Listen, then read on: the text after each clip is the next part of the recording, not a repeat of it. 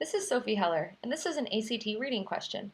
This is an inference question because it's asking us how the passage suggests that classical tragedy, so even though it's not explicitly mentioned, we know that classical tragedy, it often involves the gods, and very, it's very tragic, it's very extreme. So why would this not be of interest to the modern school of poets? So even though it's not in the passage, we're asked to find out why this wouldn't be of interest. So let's see. So in this part, we're talking about the men who are modern poets. So the men I speak of, there is nothing interesting, nothing heroic about themselves. Okay, so this is pointing to the idea of not liking classical tragedy. And this sentence is pretty important. So to them, the fall of the gods or of great men is the same. They don't enter into the feelings. So they don't really understand the difference between the fall of the gods and the fall of men. They can't understand the terms. They they can't think about the fact that there's anything superior to themselves. So another thing that goes back to this idea of thinking God and men are the same.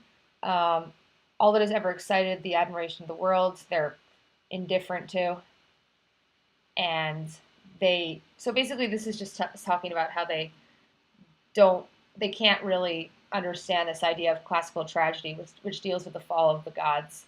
So choice one is pretty accurate. So these modern poets do not see any difference between the fall of the gods or of great men. That's pretty accurate. So that's probably going to be our answer. But let's just go through our other answers. Choice two, they hate anything that holds the admiration of the world. So they don't necessarily hate it. They just have perfect indifference. So it's a bit of a nitpicky question, but you don't want to assume that they hate it just because they're indifferent. So they don't care about it, but they don't necessarily hate it. Choice three, they cannot deal with the criticism the world has for them. So we don't really talk about the idea of criticism here. They don't understand the terms of classical tragedy, but we're not talking about criticism. Choice four, they feel compelled to substitute their own dreary world for the real thing.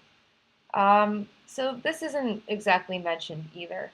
So it's just talking about how they don't understand the idea of the fall of the gods being something greater than the fall of men. So we see this dreary void referring back to Shakespeare. So this isn't going to talk about the modern poets.